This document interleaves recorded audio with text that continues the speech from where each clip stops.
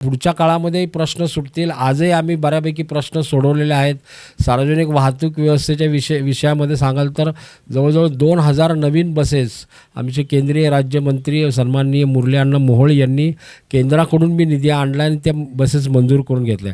म्हणजे एखाद्या राज्याला जेवढ्या बसेस मिळत नाहीत तेवढ्या पुणे शहराला भविष्याकाळात आता त्या बसेस मिळतील. म्हणून मग PMPL असेल, मेट्रो असेल, या सार्वजनिक वाहतूक व्यवस्थेमध्ये आम्ही खूप सुधारणा केलेल्या आहे आणि भविष्यात देखील मेट्रोचं जाळं संपूर्ण पुणे शहरामध्ये असणार आहे.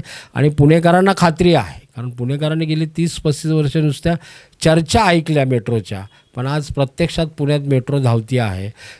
24/7 पाण्याची व्यवस्था आम्ही करतो आहोत, ज्याच्यामुळं पाण्यातली जवळजवळ 30 ते 35% जी गळती आहे ती थांबेल आणि सम प्रमाणात सर्व पुणेकरांना पिण्याचं पाणी मिळेल. भाऊ, एक शेवटचा प्रश्न. तुम्ही उल्लेख केला की सार्वजनिक वाहतूक व्यवस्थेमध्ये मेट्रोचा उल्लेख तुम्ही केला. ज्यावेळी नरेंद्र मोदी जे पंतप्रधान आहेत त्यांच्या हस्ते उद्घाटन झालं होतं मेट्रोचं, त्यावेळी हा पांढरात्य आहे असं काँग्रेसने संबोधलं होतं किंवा टीका केली होती. आज तीच काँग्रेस फ्लेक्स लावून असं सांगते की हे आम्ही केलं, तर यावर तुम्ही काय सांगाल? काँग्रेसने केवळ आणि केवळ पुणेकरांची दिशाभूल केली.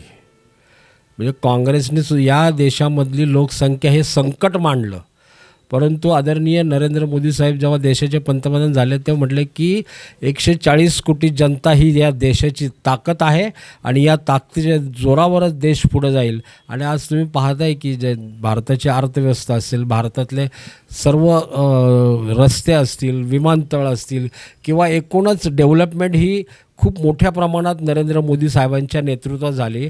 आणि पुणेकरांच्या माथी यांनी BRT मारली होती. आज ती BRT सगळी फेल झाली होती, परंतु आज आम्ही प्रत्यक्षात पुण्यामध्ये मेट्रो जी धावती आहे ते पुणेकरांनी पाहिले, कुणी केलं आहे. त्यामुळं पुणेकर हे भारतीय जनता पार्टीच्याच पाठीशी खंबीरपणे राहतील आणि काँग्रेसच्या अशा खोट्या भूलथापाला अजिबात बळी पडणार नाहीत. बरेच जण नाराज आहेत पक्षावर, पुण्यामध्ये उमेदवारी मिळाली नाही किंवा काही ह्या याच्यावर, तर यावर काय?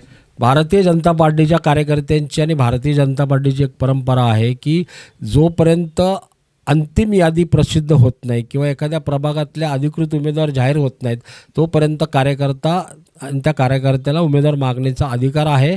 त्याप्रमाणे कार्यकर्ता प्रयत्न करत असतो. ज्या क्षणी अधिकृत उमेदवारी जाहीर होते त्या क्षणी बाकीचे सर्व कार्यकर्ते अधिकृत उमेदवाराचा प्रचाराला लागतात, त्या उमेदवाराचं अभिनंदन करतात.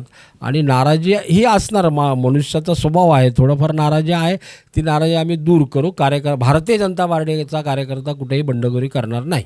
तर आपल्यासोबत होते दिलीप कांबळे, हे माजी विधानसभा सदस्य, कॅन्टोन्मेंटचे माजी आमदार, यासोबतच माजी राज्यमंत्री देखील राहिले आहेत. यांनी 125 जागा पुण्यात महानगरपालिकेत निवडून येतील असा विश्वास व्यक्त केला आहे. अशाच अपडेटसाठी पाहत राहा पुणे लोक.